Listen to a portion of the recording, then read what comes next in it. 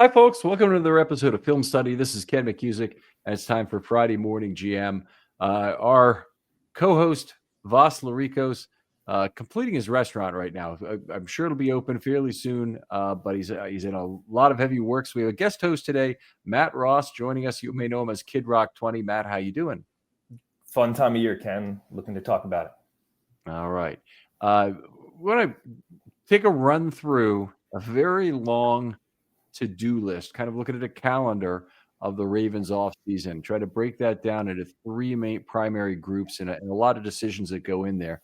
The things that have to be done by 3/12, the start of the league year, the things that need to be done before the draft that come after that, and then after that are things that have to be done before the regular season. And there are some of these could potentially stretch out into the regular season, but most of them you'd want to get done before the regular season for reasons we're going to talk about. So, Matt, great to have you on. Really appreciate the recent discussion about your UFA guy, and I'm trying to forget who that. I'm trying to Alaric Jackson. Alaric Jackson, right? Of course. So we'll look forward to that coming up before the 12th, because Alaric Jackson is certainly one of the big name free agents out there. But let's go ahead and jump right in and talk about some of the things that Eric DeCosta has on his to-do list here. Not talking about the combine here for starters. Yeah, so for sure. First, yeah, just a lot of work for DeCosta to do here before 3/12 and after. So if you're DeCosta, it's a full year-round job. So looking forward to discussing everything he's got to do here. He gave a few hints of this at his combine presser. But the very biggest thing that the Ravens need to do is determine what they're going to do about Ronnie Stanley and determine if Ronnie Stanley can be re-signed. It sounds promising from what both he and John talked about in their press conferences, as opposed to Mark Andrews, where it sounds a little bit different. We'll get to that a little bit later. But what was your take on their comments about the Ronnie Stanley situation? Surprisingly optimistic. A lot of times EDC doesn't give anything away. My read from him was that it seems like, I don't think they have a full deal structured in place, but maybe they have some sort of understanding on where it needs to land. And so I read it as optimism. Did you read it as the same, Ken? Seems like there was good momentum, at least from both parties, and they weren't at an impasse.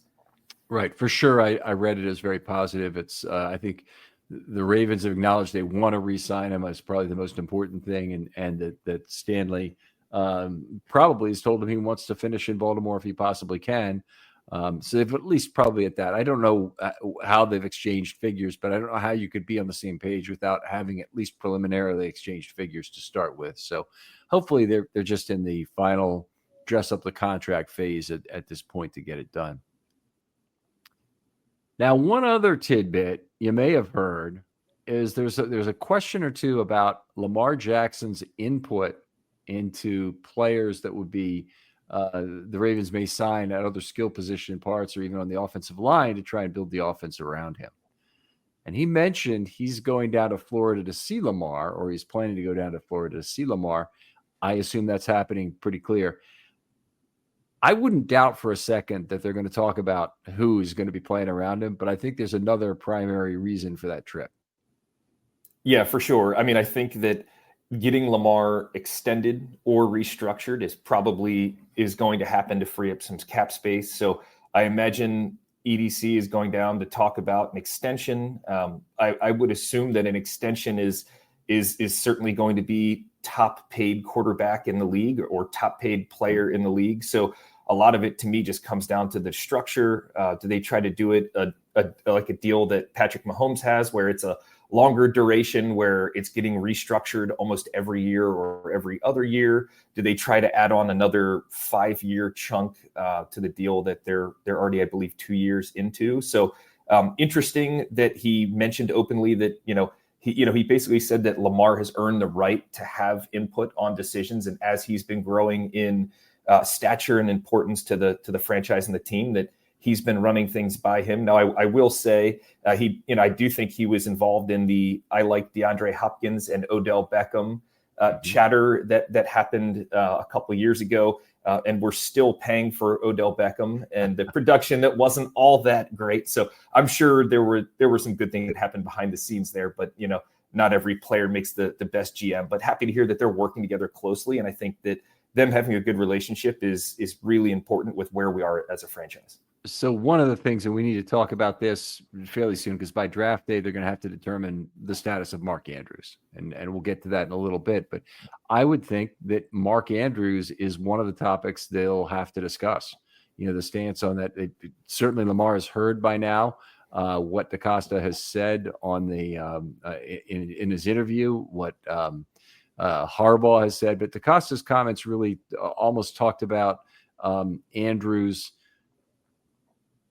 skating around or skirting around the notion that he's probably gone for this year. But it's possible that part of the discussion could be, hey, it would make Andrews affordable. We could at least keep him around for 25, maybe, if we could get you restructured, kind of thing. And, they can do a simple restructure anytime they want. They don't need a visit to Lamar for that. So this has got to be an extension that they're really talking about.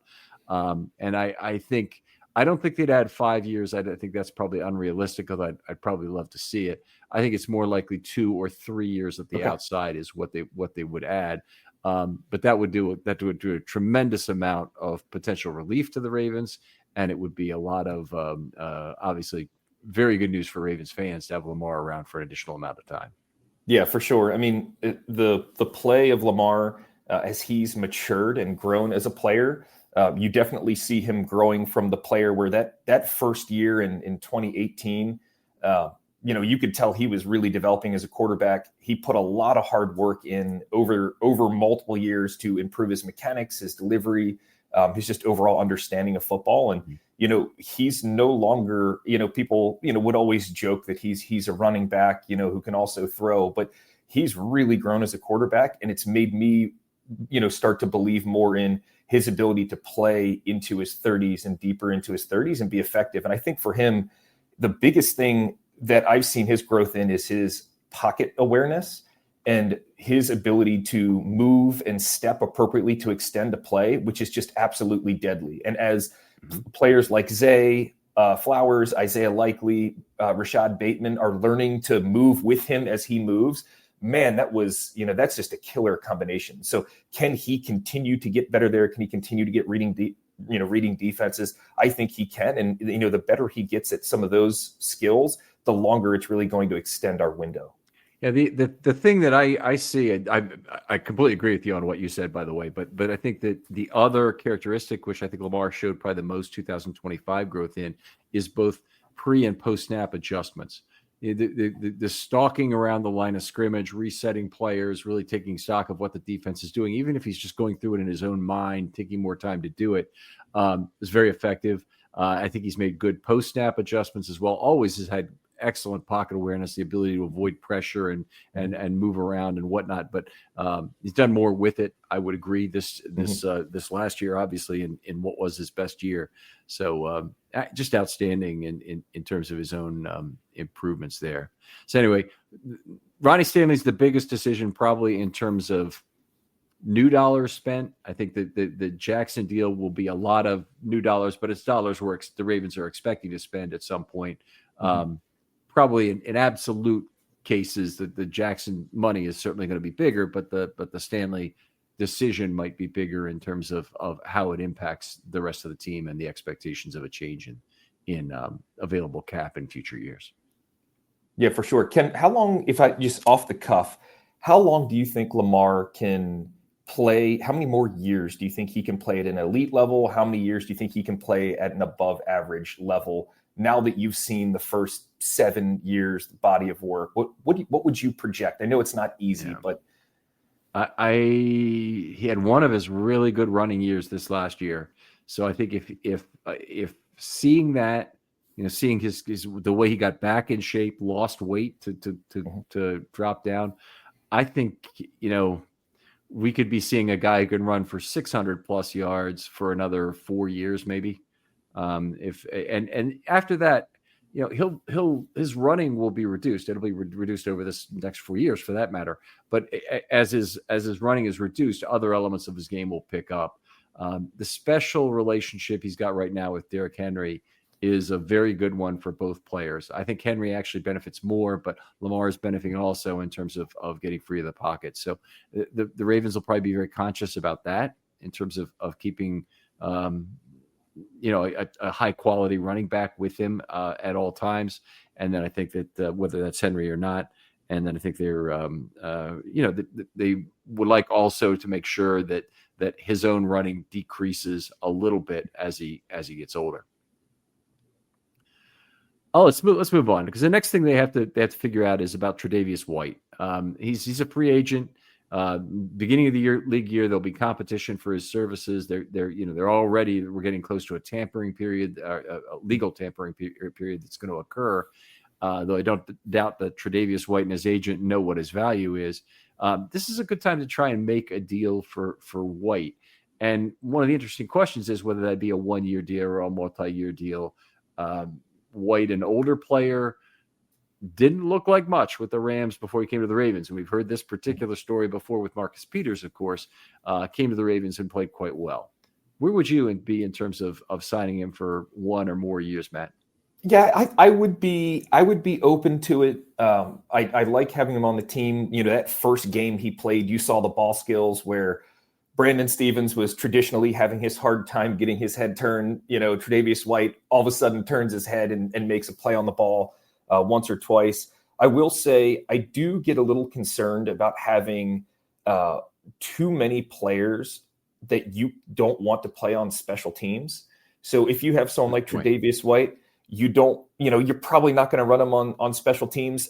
I also have the opposite fear of too many players that you can only play on special teams. And so I think that it's a balance that EDC needs to have where, if you sign a player like Odell, obviously not this year, right, but a couple of years ago, you're not running him out there on special teams, right? So you need to make sure you have the right blend. And I also want to make sure that they, don't get to the point where we just have far too many special teams only players. I feel like that just limits the roster. I felt like the Kane and Braid combo limited the roster. So I would be open to it. I think for Tre'Davious White, it would have to be pretty cheap. And I would hope that with the 11 draft picks that they're looking at a corner or two. I'm not all that wild about JAD. I'm just not sure if he's durable enough for me to want to commit a roster spot to.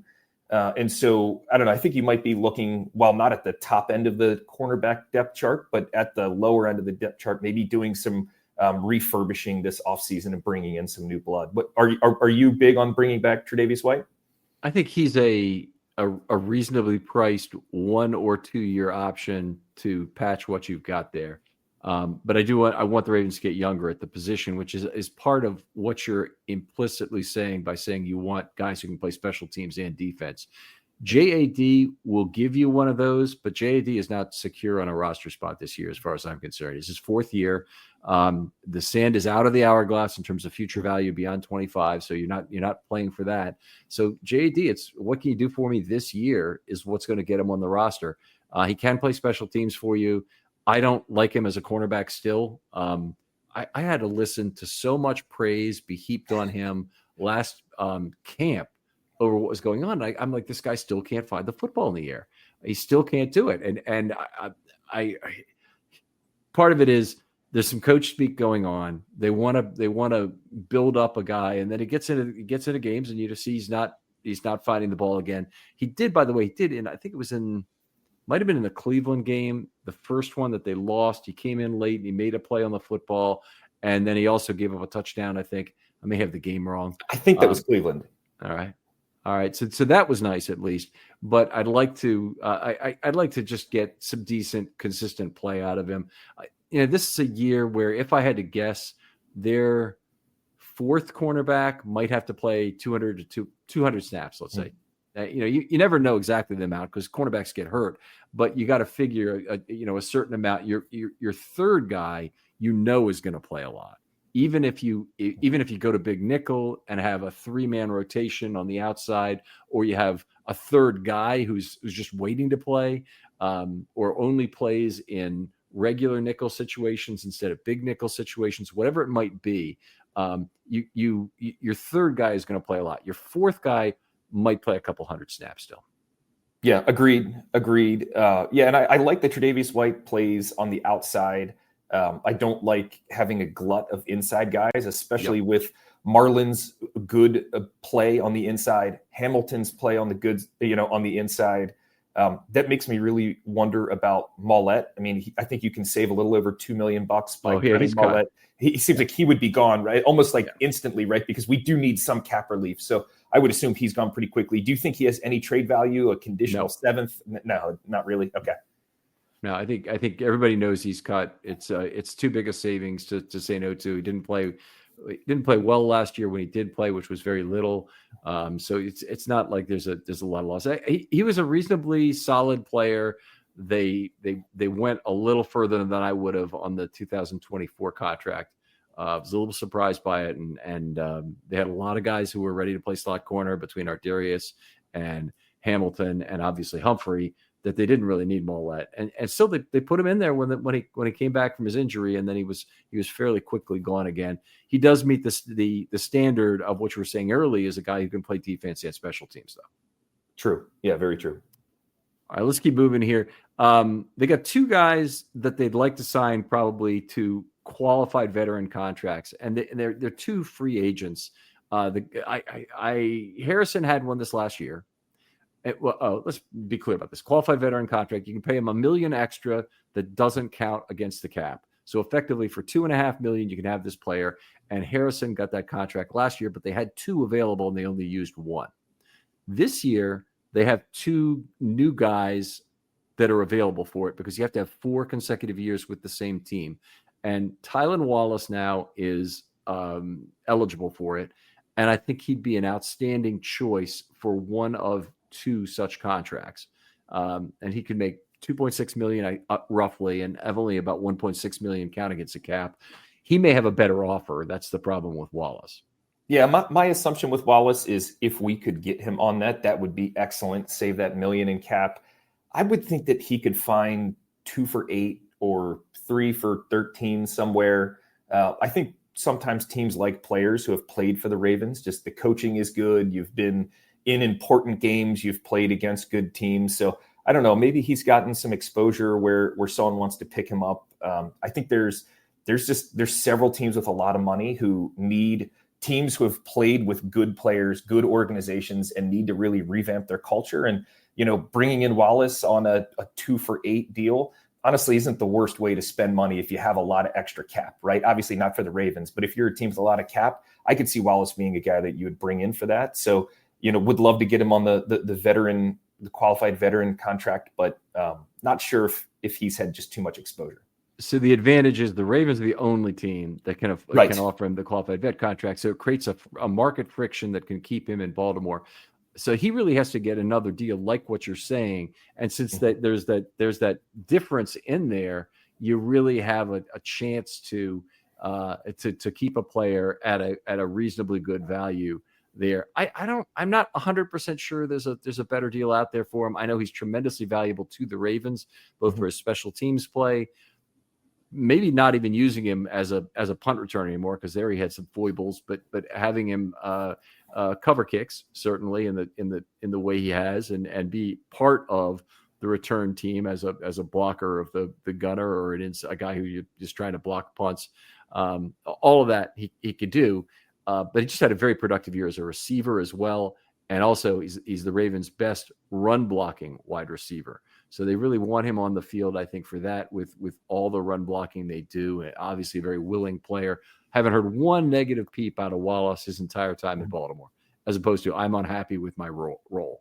And he was very productive this last year on a per target basis, so it wouldn't have been unreasonable. But he's been definitely a great soldier the whole time he's been here. Yeah, I agree. I agree with you also on the punt return. I'd like to see the Ravens really figure that out. I thought this year it was pretty weak part of the team. I remember being at the Eagles game. There was a punt that Wallace let go over his head, kind of rolled down to the 2. And I remember looking at I was with my in-laws, they're from Philly, and I looked at him. I said, wow, that's not good. I worried that this flips the game, and would like to see them getting a little bit better. I think just better decision-making, better returns. Sometimes they had guys who were good at returning, but they had a hard time hanging on to the football. So kind of an underrated need where, you have 11 draft picks, right? You have a lot of picks at the bottom of the draft. Be scouting that punt returner. Let's get some action there going forward. But yeah, be happy to see Wallace back. Worried that he's just a little bit too expensive once he gets out into the market. By the way, same thing applies to the punt returner as applies to other players. If they can only play defense or they can only play special teams, they're only so valuable. If you can only return kicks, if that's your only function on the team, that's not really what you want either. You want a guy who can play some wide receiver, be a jet motion guy and gadgetry and whatnot, or possibly pick cornerback for you even with a punt return background. So hopefully they'll have a guy like that they want to either develop as a corner and play special teams this year or whatever it might be. All right, the other guy who could get a veteran contract is Patrick Ricard, and I think it's probably fairly reasonable in his case, although again there may be another bidder, and I worry about the specific bidder involved on both of these players being the Los Angeles Chargers. Yeah, for sure. It seems like the Chargers love our former players, former coaches, former front office personnel. I don't want to break the bank on a fullback. And I think that Ricard's had, I think it's multiple hip surgeries. I think he's been an incredible player. So I want to, get that caveat out there first. Really have enjoyed watching him, what he's done for the team. But where the team is, we're spending a ton of money at quarterback. We're spending a ton of money at inside linebacker, among other positions. We've got a really expensive running back. I would just be very cautious, to go, even $3.5 million a year for Ricard. I think if you can do the qualified vet contract where he gets 2.6, but it's only 1.6 against the cap, that might be the best of both worlds. But someone out there may want to snag him. And if that's the case, I think the Ravens have to be okay with that. Again, you have 11 picks. Figure out who the next person is. Is it another defensive tackle convert? What can you get to plug in that role? And, maybe in the first year, maybe that's someone who does take a few snaps a game at D tackle and rotates in. But I'd like to see them either get Ricard very, very affordably or move forward to someone younger. Okay. Very, very reasonable. By the way, I think it's a second friction besides the million of quote unquote non-cap dollars they can pay him is the fact that Ricard actually has a fairly significant endorsement presence here in Baltimore. And I think that could increase if Tucker is out of the picture. So I think he's one of the really easily marketable common man kind of figures on the team. Tyler Linderbaum could do it. They've certainly got any number of players on the team who'd be good. Kyle Van Noy would be great in commercials. Marlon Humphrey would be great. Depending on what kind of product you're selling, he'd be terrific. So it's not like there aren't other players, but Ricard, I think it's actually a significant portion of his income that he might earn anywhere, and it'd be a good choice for him. Yeah, let's move on here. Michael Pierce get a commercial. I mean, he's lovable. Golden Corral, I'm thinking, or right. Sort of a home-style family buffet or something. All right, let's move on. Darius Washington, I think, is another key guy to consider. They have to tender him on the 12th, so they have to decide what they want to do. They could use a second-round tender, in which case they'll pay him about $5 million and change, or they could use a original round tender. Since he was a UDFA, they wouldn't get any compensation from him being signed by another team. I think it's called a low tender now. But they would get the ability to match any other team's offer. So another team could come and say, hey, we want you for $12 million. We don't want you for just 1 year. And the Ravens could say, oh, okay, we'll pay that. And so if he signs an offer sheet with the other team, then the Ravens get to match that. You do run the risk that anybody who would participate in that market of setting the contract level for the Ravens probably wants to stick a poison pill in it that the Ravens can't possibly accept, like front-ending the dollars or something that will make it unattractive for 2025 or that sort of thing. So Washington is a guy. I would love to get him on a multi-year deal. I think it's just my number is probably just a little bit less than that 5.2 million, like maybe 3 years for 12 million, something like that. Yeah, completely agree. 1 year for 5.2 for Ardarius seems a bit steep. I definitely have concerns about his injury history and overall durability. He is a smaller player. I love how he plays with tenacity. He comes up, makes hits. He's not afraid. He doesn't shy away from the contact. But the league is wary of safeties of his size for good reason. You think of someone like Bob Sanders comes to mind, hell of a safety, but that guy was always injured. And when he wasn't, the Colts defense was really good, right? It would kind of ebb and flow based on his injury history.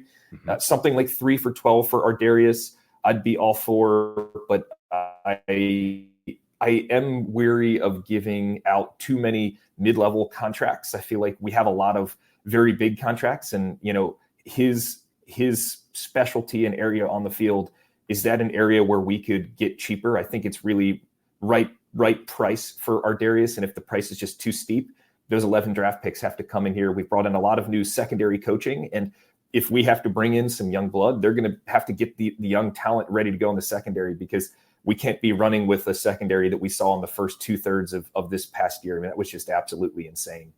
I think the team, based on how they've allocated their coaching talent, very clearly needs to address specifically safety, probably also corner, but specifically safety to get Hamilton freed up to move around and be the ace of trump again.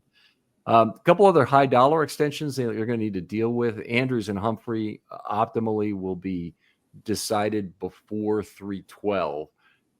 Humphrey, it's not absolutely essential in either of these cases, because if you get Lamar done, you'll have the cap you need to work through and get through at least to the beginning of the season, and probably beyond that. But with Andrews, if they want to extend him, they realistically they're going to want to do it before the draft at the very latest. In Humphrey's case, also a case where you'd want to do it by 3/12 in case you had a free agency move you wanted to make that went along with it.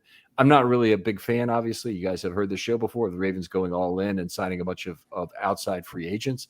But Andrews and Humphrey, if you extend those guys, you could create some cap room to spend on the free agency market.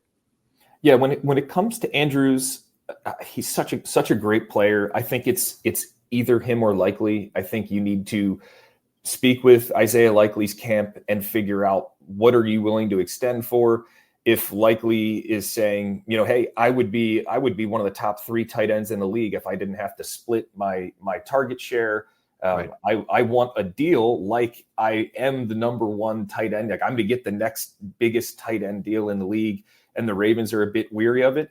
Maybe you go to Mark and say, hey, can we do a 3-year deal? Maybe keep it at a similar AAV, but push a little bit of it out. I would be okay with that. Ideally, you would keep Likely for the long term. I do think that, like you said, you could make it work for 1 more year, but I don't like pushing so much cap commitment into the future years. If you look at some of the deals, like the Roquan deal, the Matabike deal, there is a ton of money downstream that's going to hit. And sometimes you have to make the tough conversations. You can only use the credit card for so long. So to me, it's you need, Likely is a key player, because knowing what you can do with him will help you figure out what to do with Andrews. And it's probably either Andrews or Humphrey. And based off where we saw this past year go, I guess it might make more sense for it to be Humphrey. Although I do think cornerbacks break down, and once they break down, they start to lose a lot of effectiveness.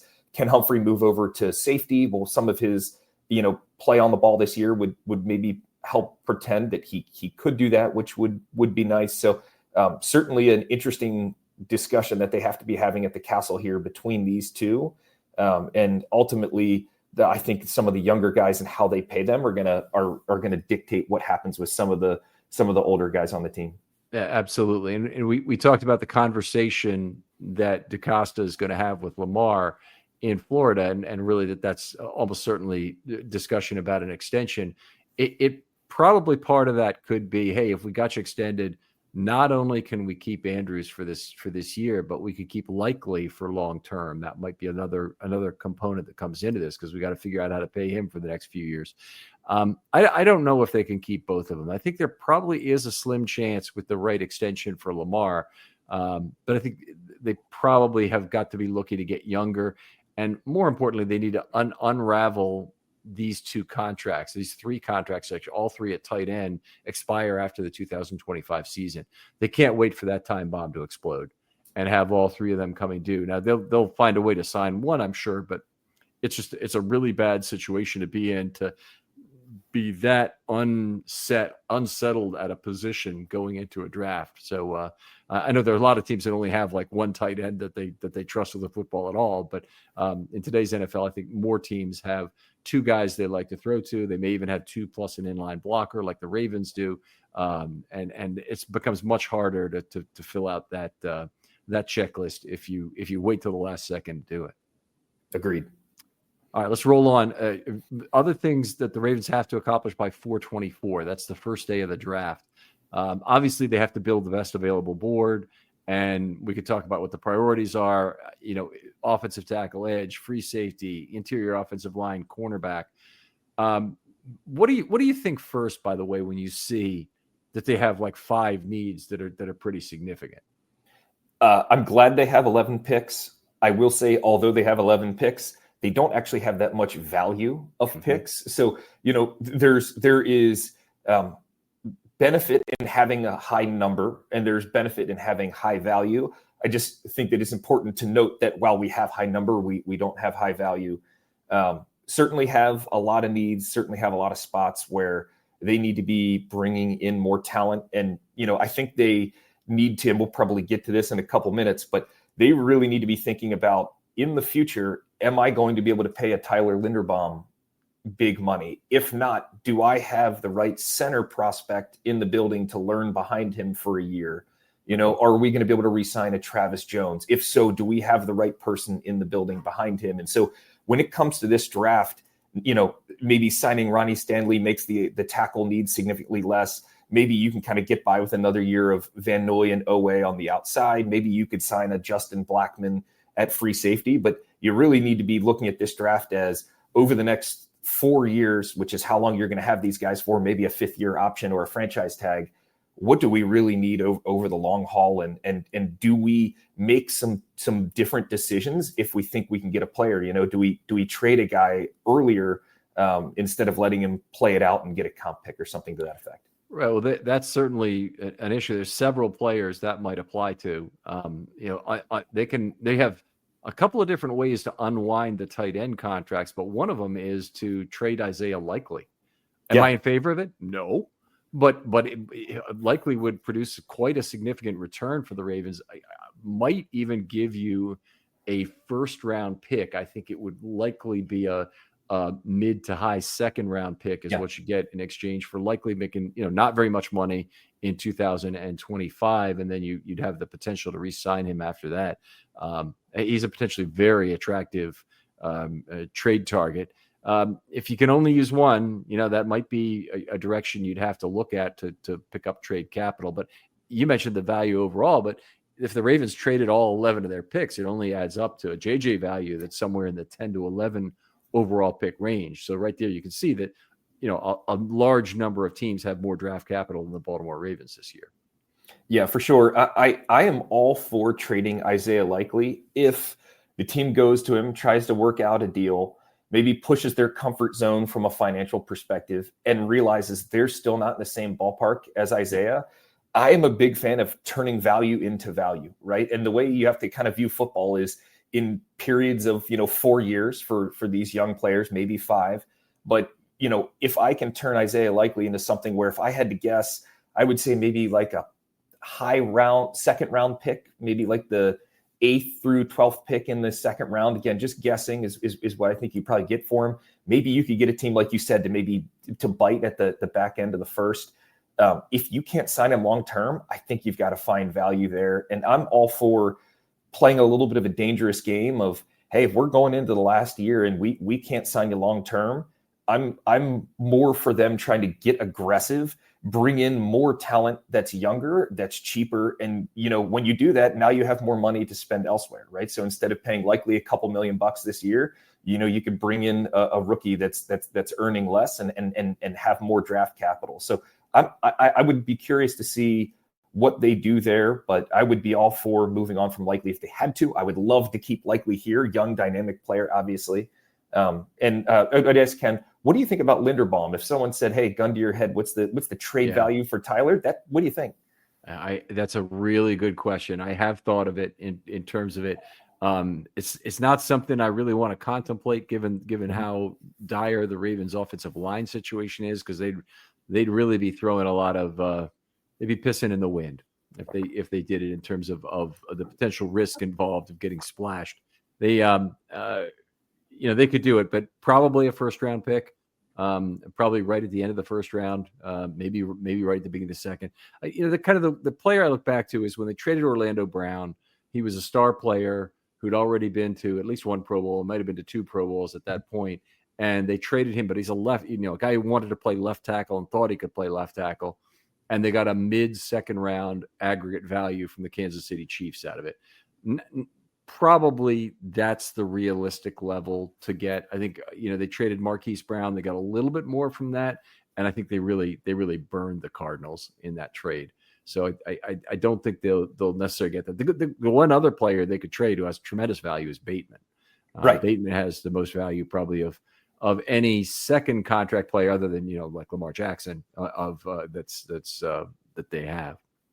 Yeah, I would be okay if they wanted to get uber aggressive. I understand you saying it could be like pissing in the wind, and you don't want to mess with the offensive line too much. But if you're talking to Tyler's camp and they're saying, "Hey, we're at 18 to 19 million AAV with a huge chunk of guarantees," I really struggle to put in that much money to an interior offensive lineman when you've already allocated the money to a lot of other spots, right? That's the thing. Some teams, they don't have many big contracts, and you're looking for good cornerstone players. Other teams like the Ravens, they've allocated huge contracts out. So you can't just look at it as a blank slate. You have to say, what do I already have? And given what they already have, I would be okay with a little bit of. Didn't you know it's possible to get THC shipped right to your door? Mood delivers premium, 100% federally legal THC directly to you. I'm talking about delicious, high-potency gummies, top-shelf flour, home-baked cookies, vapes, anything you'd find at a dispensary, you can now order online and have it shipped quickly, discreetly, and conveniently right to your door. And every Mood product is made from pesticide-free cannabis grown on America's best small farms at prices that won't destroy your wallet. Best of all, not only is every Mood product backed by a 100-day satisfaction guarantee, but as I mentioned, listeners get 20% off their first order with code RAVENS. So head to mood.com/ravens, check out their online dispensary, and let Mood help you discover your perfect mood. And don't forget to use promo code RAVENS when you check out to save 20% on your first order. Of aggressiveness there. My guess was probably a mid-second for Tyler. Again, wouldn't want to do it, want him here. I do struggle with him making 15 million plus, just with the fact that he does struggle against the bigger defensive tackles. I actually feel like it becomes almost a weakness at points against certain teams. Give us fits. So, if you could get him around that $13 to $14 million range, I mean, he's a great young Raven. I want him here for his career. But if it's, hey, salary cap flew up to $279 million, we're thinking, 18 or 19 million, then if you could get a mid-second round pick, maybe now's the time to get aggressive. Right. I would agree with that. And I think there's actually a team profile that would fit in terms of trading Linderbaum that is not uncommon in the NFL. You got to have a team that's looking to generally rebuild their offensive line, that has a lot of cap to spend. And I think if you go down the list of the teams that have a lot of cap to spend, there's a lot of teams that need offensive line rebuilds as well. So Tyler Linderbaum's a great place to start with that. And I think a mid-second is entirely reasonable. And I think another team is not going to look at the contract the same way that the Ravens have to. And Ravens really have to figure out in a lot of ways, where are we not going to spend money, because they've got it spent, as you mentioned. Yeah, and if you have to spend it on Stanley or Alaric Jackson or something similar, right, you probably got to take it from the other offensive line positions. Yeah, well, I would agree. They have to take it from somewhere anyway, or Mark Andrews. They've got other things. The other thing, we talked about Andrews a little bit in terms of what are the possible things. There was content in EDC that was actually in the past tense about Mark Andrews. He's been a great Raven. That can be, I guess that's present tense too. He's been and continues to be, would have been a better way to say it if you really wanted to avoid people interpreting it a different way. But they're I think they are resigned to it at this point in terms of probably they're going to have to part ways with him. He could be cut, he could be extended, he could be traded, or they could keep him for 25 only. And I think actually the least likely of those four at this point, well, I think cut is the least likely because I think they get something for him because he's only making 11 million this year. Some other team wants him, even if it's not very much. But I think maybe the least likely of the others is that he's kept for 25 only. Yeah, at 11 million. Yep. Yeah, it seems less likely. All right, and then also before the draft starts, they have to decide if they've got a guy they like who they go after in free agency. It'd be a first wave signing that would affect future comp picks. The Ravens obviously going to have some players walking out the door that they will, potentially get some comp value out of. Brandon Stevens among those, but others as well. They don't probably want to impact their comp picks for 2026 if possible. So I would think, and I think DeCosta's being very honest about it when he says we want a bunch of bargain basement guys. I think that's where they're going to be looking for players, and I think that a lot of those will come after the draft, so they won't even impact the comp formula. Yeah, I think there's a lot of players that you can get after the draft that we have gotten after the draft recently. We've done it with the pass rushers. We've gotten a lot of veteran pass rushers that have provided a ton of value for us.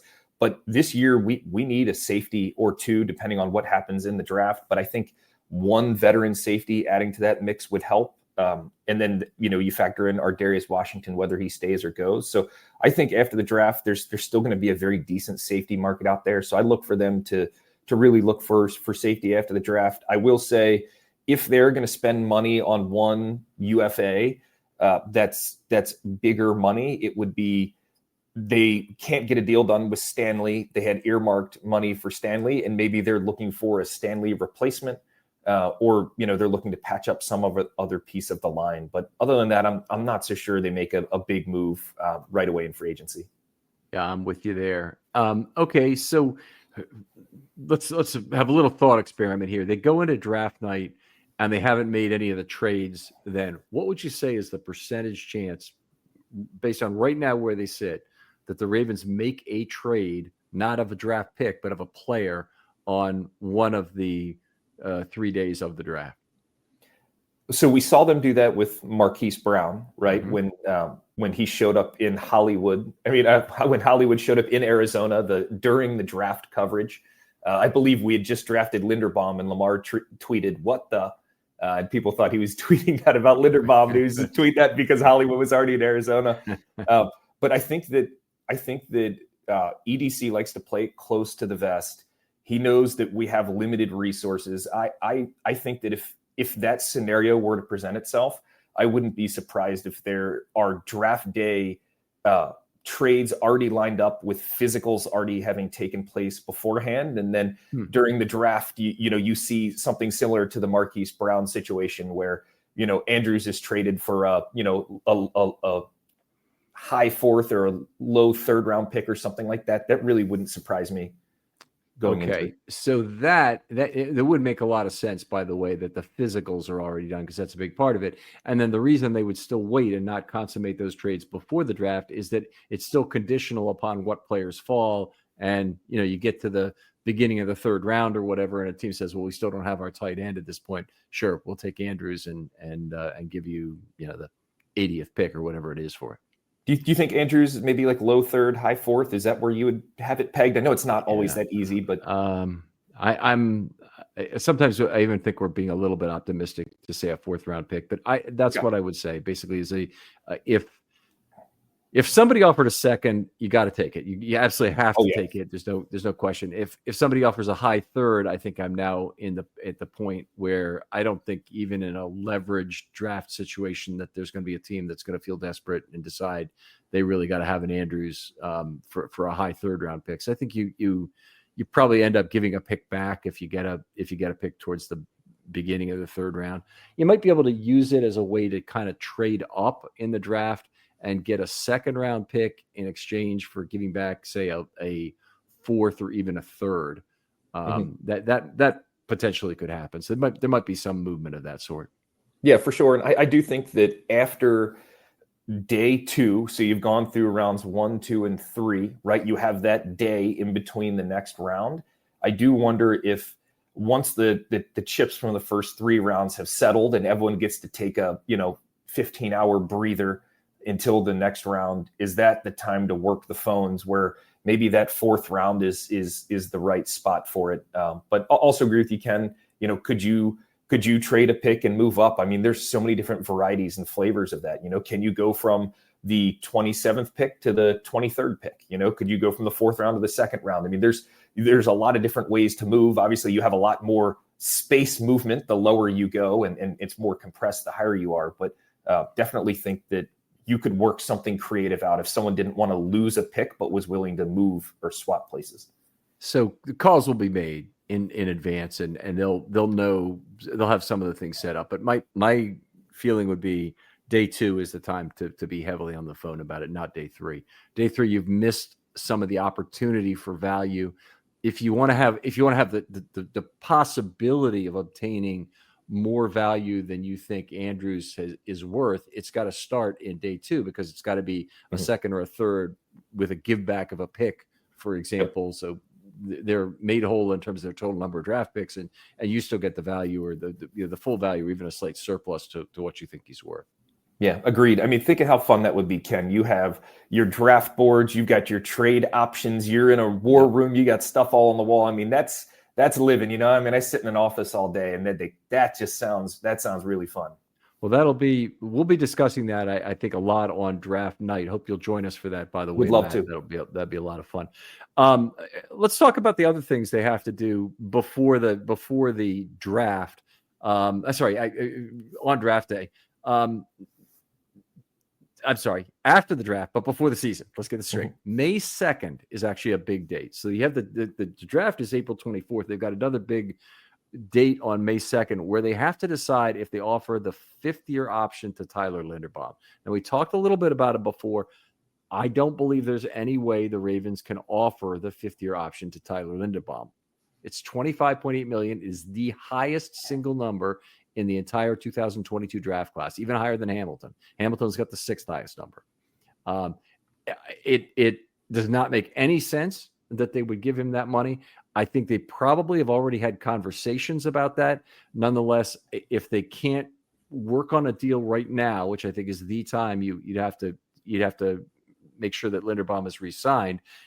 If they can't make that deal now, then they have to think about what's Tyler's future otherwise. Do they have to, even after the draft, do they maybe have to trade him? It's definitely suboptimal to do that.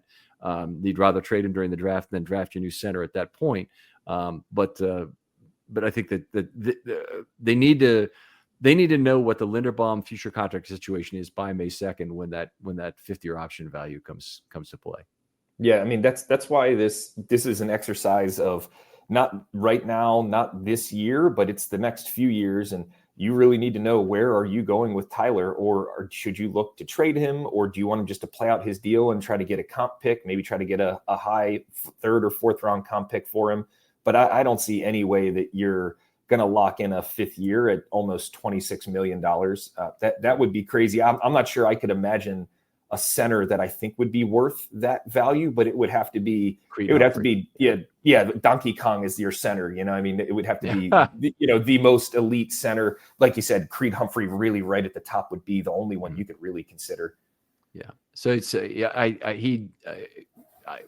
that's where I am. And I think they have to be realistic about the amount. They were in the same situation with Patrick Queen, and they wisely said, we can't offer you the franchise tag.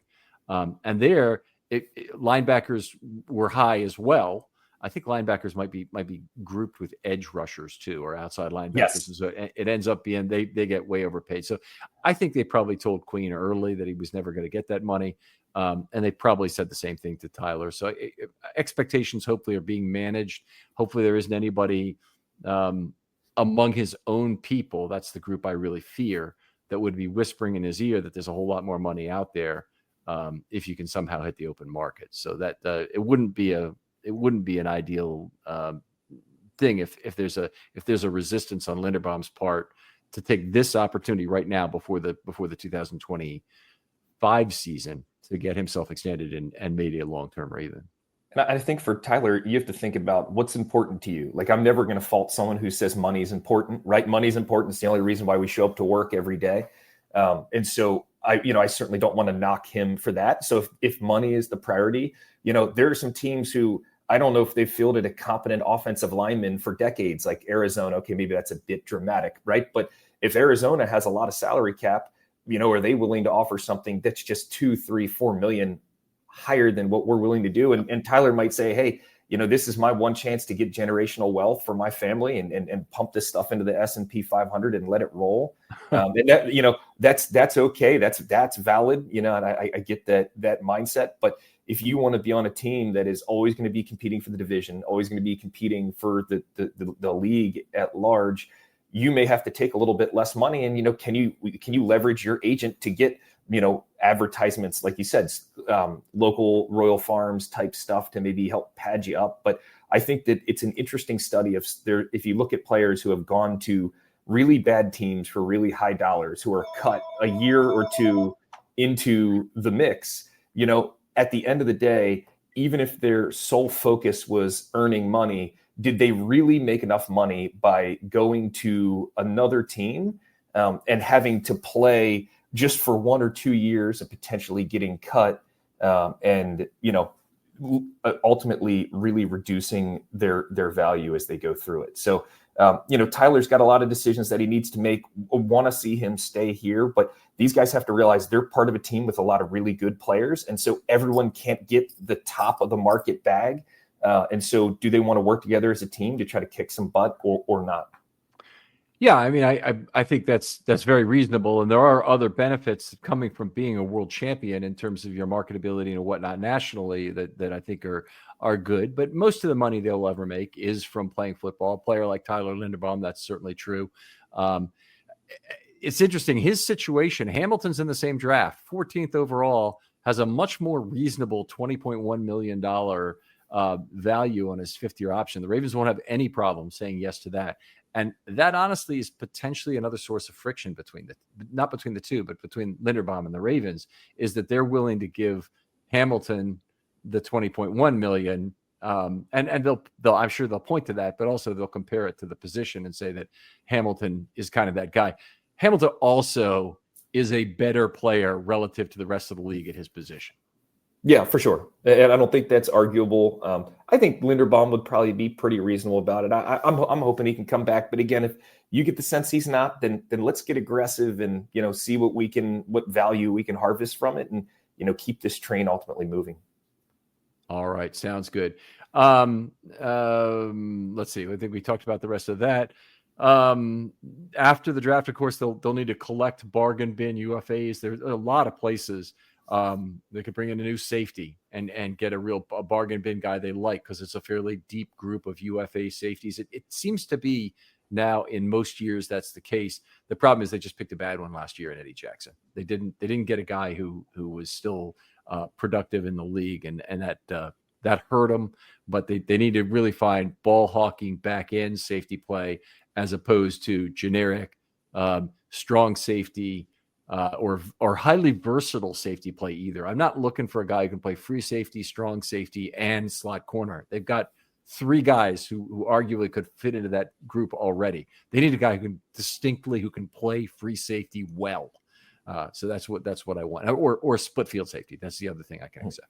Yeah, and I think we knew with Eddie Jackson from the jump. I wasn't that wildly excited, Ken. I don't think you were either, right? No. I mean, if you looked at the trend, it wasn't like a 1-year dip. Oh, we can revive it here. The Bears were bad for a year. It was a multi-year trend of decline. Well, Julian Blackmon, you mentioned earlier, I think he's averaged over 10 yards per target allowed career. Might be like 10.9, in fact. So he's a player that it falls into that same category. Yards per target will tell you a lot about the player, and I don't really care how bad the linebackers in front of him have been, and I don't care how bad the corners have been. The safeties who get beat on the assigned targets, because PFF usually they want to blame it on anybody but the safety, and even PFR, who tends to blame it more on the safety, they'll still give you a pretty bad picture as well of safeties that that are targeted reasonably frequently. Jackson had been targeted a lot that way, and Blackman unfortunately has a fair amount of black marks on his record as well. So he'd be a player that I'd be wary of. Yeah, certainly might not be the right fit. I mean, the Ravens have their work cut out for them. They need to fix this secondary. I think it was, of all the praise and positive things that come out of the Castle, Harbaugh, EDC, et cetera, that swing and a miss on that safety group was, I mean, it was so big. It was making all their other players on defense look worse. You know, I mean, it made it look like Roquan took a step back, Stevens took a step back. I mean, and then you replace the two players, and then all of a sudden they're just back to normal. I mean, you can't have that happen again. You can't, but in a way, that was a dream come true, because most problems, they're not that simple to fix. You don't have transitional problems. The Ravens had one on offense and one on defense that was tremendously easy to fix. And in the case of the safeties, you had two dead batteries at the back end of the safety roles.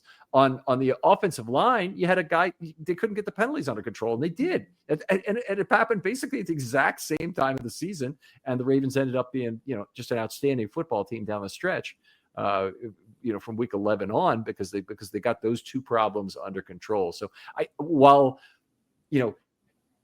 as an analyst, I'm looking at things. The most recent information is the most pertinent. Recent historical experience, RHE, in actuarial terms, we look at that, and it's given a higher level of credibility. And when we have that for a football team, you got to say, they are who they are, is the other way we say it in terms of sports. That you're at a point in the season, you have to just admit this may be who we are. I'm always looking for what is transitory, what's transitional about what might have happened so far that can actually, with some sort of switch or swap or change in coaching emphasis, could you maybe get rid of? And they found two this last year. It was wonderful. Yeah, it was Bryant McKinney in the playoff switching. There you go. That's another good one. I mean, the whole thing was bizarre, Ken. I will say I have listened, read to so many different analysts, people, players talk about the Marcus Williams situation. I still, for the life of me, I can't actually say what happened. I don't understand. Was Marcus Williams, just to take him to start, was he not playing within the scheme? Did he lose a step? Did he not want to play with the other players? Was he giving up? Did he not understand the scheme? Was he was it a combination of all of the above? I mean, it's so bewildering to me. Mm-hmm. And I've even heard Marlon Humphrey speak on it for a period of time, and they'll make, kind of comments like, oh, if you don't want to play ball our way, then you can't play, so to speak, right? Just kind of like players speak. And what is it? What actually happened? I mean, I've never seen someone fall off the table. The guy with one arm played better just a year or two before. Yeah. The guy who with the same last name who had one arm and the same first name for that matter. So it's very frustrating. I've heard various people talk about it, but I guess we don't need to speculate anymore. Just sure. There's some odd things about the free safety position and the people who play there. Eric Weddle had, I think, some weird maturity issues that would show up every once in a while, and not necessarily in terms of his on-field demeanor, in terms of his comportment at camp. There's one time I remember, okay, I don't want to go too far into a story here, but this I think is worth it. The Ravens offense with Joe Flacco in the waning years was struggling on the field. It was Weddle's first year with the Ravens. And all of a sudden I'm hearing somebody say, this offense looks like the bad news Bears out there. And he kept like going with it, like as it was going on. And I couldn't hear who it was coming from. And I turned to Sandusky and he says, Eric Weddle's saying that. And I'm like, that is not the guy you want doing that. I mean, if it's a matter of being competitive with the other unit and saying, hey, that's why we win, we always fall on that football kind of thing, that's fine. Okay. But if you're talking about, boy, you guys suck. how the hell are we supposed to win with this offense on the field? I mean, you just don't want that. And I'm sure they had a talk with Weddle about that sort of thing. I also heard him on a phone call where he was juxtaposed with, who's the tight end? Watson. I'm the tight end who was here for a year. Ben Watson. Yeah, it's Ben Watson. But anyway, he was on the same phone call to introduce him to season ticket holders, a special season ticket holder call-in event. Mm-hmm. And you could ask questions, and then they would look at how long you've had your season tickets and see if you could get to ask a question. Anyway, I was just really unimpressed with kind of a giggling, non-serious style that Weddle had during this call. And Watson is this, he is as mature as you get as an NFL player. I mean, he knew exactly where he wanted to be, exactly what he wanted to do. And he spoke very well and was just right on target. I mean, Weddle looked like a third grader with a 12th grader on a panel discussion. I mean, that's what it really sounded like in a lot of ways. Marcus Williams had this thing happen, but if we look back to Earl Thomas, seems to always have a gun and his woman around both at the same time. It's like, I mean, why would you need that? So the weird things that have happened at safety are just there might be something about it that you need to be this free thinking guy who always can like figure out what the other person is doing. You think that gets you out of more gunfights and whatnot, or more out of even verbal discussions that would happen of that type. That gets you into trouble. But anyway, it's a strange group of safeties that the Ravens have had since Ed Reed left, and Ed Reed had his own quirks. So, right. Yeah, if you ever want to see an incredible video, I won't take us down the tangent, but check out Ben Watson. When there was an interception thrown, I believe he was on the Patriots. He tracks the defensive player who intercepted the ball down. He's on the north side of the field. The guy on the south side of the field gets it, takes it all the way down, and he tackles him on the 2, but just an incredible chase down. Yeah. Well, it's a high effort player. That's for sure. Okay. We talked about everything except what is maybe the most important thing for the Ravens to look at this offseason, which is really trying to address some of the early extensions on the team. And that's one of the things that the Lamar extension would allow them to do, is to create some dollars for that. They can get some of it through Andrews, and they can get some of it some other places. And some of them are self-funding, which we'll get to in a moment. But they've got, as I see it, 5 third-year players. You can maybe think of another one, but that they'd really like to sign long-term while there's divisible benefit on the table in terms of the player has some risk associated with injury this year or a regression of play, like happened with Brandon Stevens. They could have signed him last year to one of these deals. They didn't do it, not necessarily because they didn't try, but maybe because Stevens thought it was worth more. And he is now a cautionary tale for these 5 guys in terms of deciding whether they thought they want to resign. But the 5 guys I have: Isaiah Likely, Travis Jones, Daniel Fa'alele, Charlie Kolar, and Odafe Oweh is actually a 5th-year player coming off his 4th year, but because he has the 5th-year option, he kind of falls into this group as well. Yeah, for sure. And then also you have Ardarius Washington and Tyler Linderbaum, part and parcel of the group, right? So they're kind of like the big 7, I guess, maybe. Right. My first question, Ken, is from Odafe Oweh, good player, right? Clearly a good player, probably clearly not a great player. Not sure how to project him after he's already gone through 4 years in the league. Do you think he has, the ability to really get his pressure rate up? I was a little concerned. It seemed like his snaps were starting to decline, or his snap share percentage was starting to decline a bit at the end of the year. I think they were trying to keep him fresh for some pass rush, but I don't know. I like the player, good player, but I have a hard time assessing his market value for the long term. This is one case where the sack column is not giving you the whole story, because his sacks were up, his finishers were up, and his pressures were down. And that's a bad combination, particularly when you're about to pay someone. Yep. So you want to make sure. He had a 26% finish rate, and that's quarterback hits plus sacks divided by total pressure events. He had a 26% finish rate the previous year, and he was 50% roughly, might have been 51 in 2024, which is outstanding for it's an outstanding number of finishes, but it is a bad relationship. It's an unsustainable relationship between those two numbers. So his pressure rate will have to go up some. It will probably go up some, and he will also have less sacks this year, would be my guess. So he may take a step back there. He could take a step up in, I suppose, in both categories, but it'd be very hard for him to take a step forward in sacks without a fairly substantial increase in pressures in total. So I think he's going to be the hardest one for the Ravens to find an agreement on value on. And I think the Ravens buy into the notion about the pressures, and they may not describe it the way I do in terms of the pressure pyramid being normal. But I think that they do buy into the notion that they really want players to generate a lot of pressure, not just, have finishes that are cleanups of others. Yeah. Does that give you the ability to capitalize on a trade I think most of the organizations are pretty analytically savvy now. Although you do see some of the moves that some of these orgs make, and it's head scratching to say the least. Could you capitalize on a young ascending player with a team who's looking at sacks like they could for Odafe? I don't know. Ultimately, he's one of the players that you would want on the team long term, but you really have to be judicious with the cash that you're handing out here. Yeah, he just turned 26, so you're right. From that standpoint, he'd be another guy that you might consider trading. You'd be trading from an area of weakness. It's not like trading Andrews, or it's really more like trading Linderbaum, where you don't have anybody to replace the guy right now, and you'd be hoping to get that guy from the draft.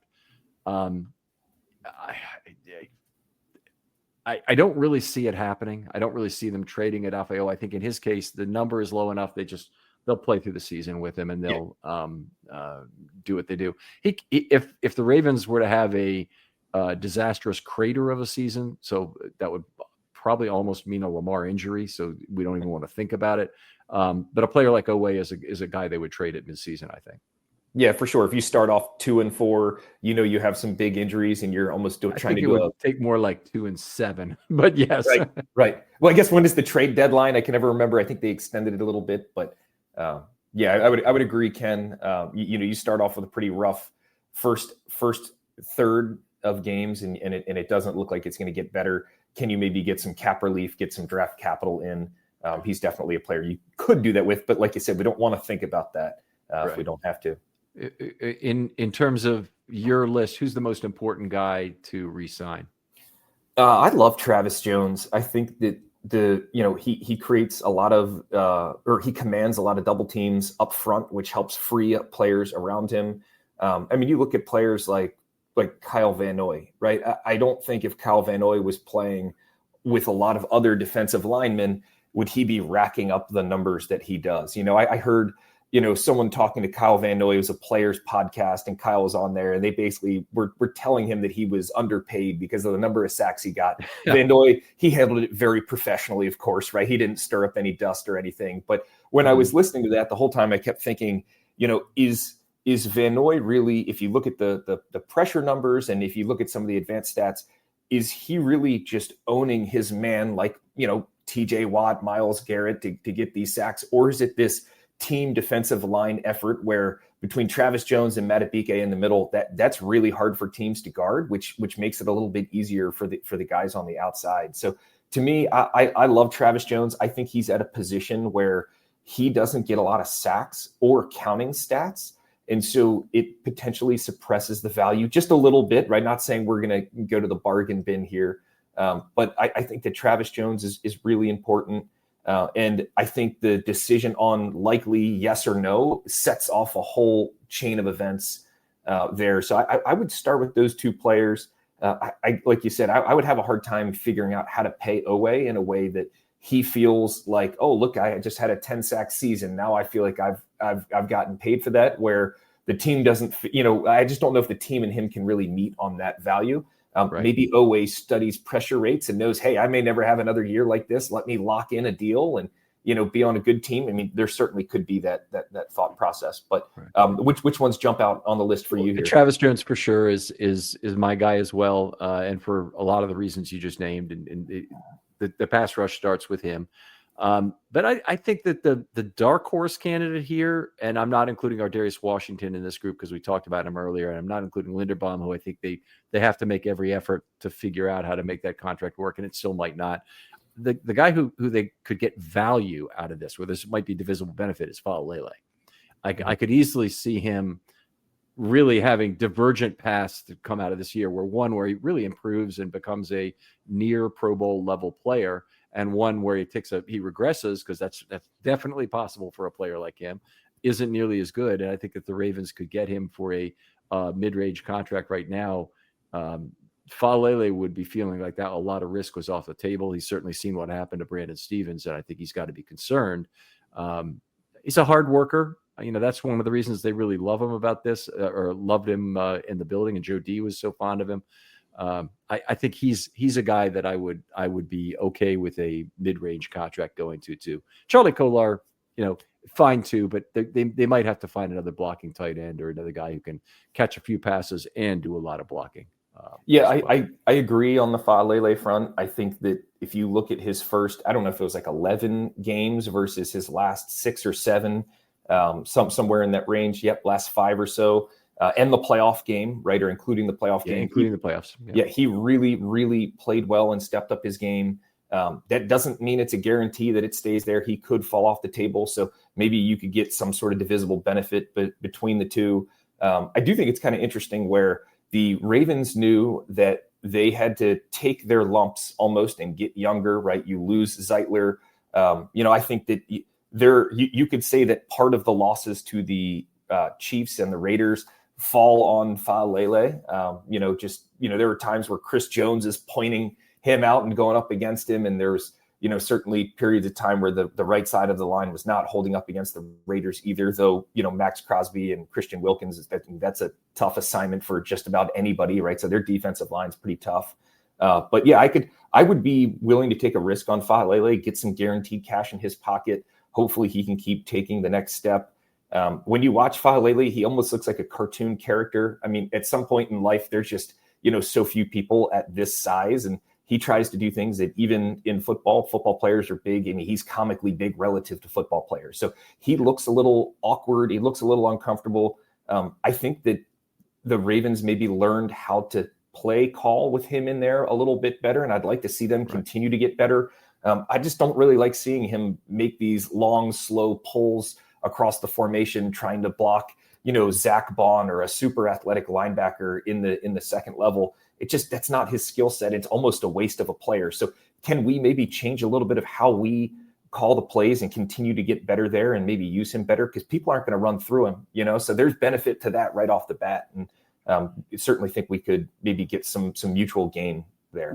With you all the way that having him pulled a pass block is the biggest futility of all. He had 2 pressures allowed in one particular game on just that.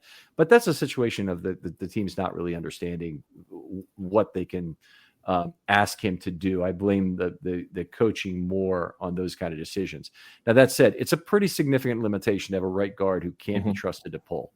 So they'll have to go through this. And he's a mixed bag of tremendous strengths and significant limitations, and he does not look the part at all. He is the triumph of function over form, which is usually not the way it goes. You really want to make sure you get the right price on a player like Daniel. But I think this is a good time. It's a good time to have the discussion. It's a good time for Daniel to take real stock in who he is as a player and kind of make the decision on whether or not he wants to bet on himself. Yeah, can you use the fact that surrounding him are very athletic players, and Linderbaum and Rosengarten, right? They're super athletic players. So, maybe because they're alternating super athletic and big and strong, maybe they could make that work depending on who you plug in for McCary. But maybe you could help fill some of the pulling need in that regard. But like you said, it is a big limitation to have a right guard that you really don't trust to pull it all. All right. We'll have to call it there for today, Matt. Really appreciate you coming on and guesting for Voss here. Tell folks where you can talk football with, where people can talk football with you online. Yeah, you can find me on Russell Street or on Twitter at KidRock20, and would appreciate talking to anybody. All right. Outstanding. Other folks out there, hit me up if you want to be on a film study short. There's lots of time this off season to do that. And I'll be looking for people responding very quickly, and particularly if you have a UFA you want to talk about bringing to Baltimore. For Matt Ross, this is Ken McCusick saying goodbye. We'll talk to you next week on Friday Morning GM.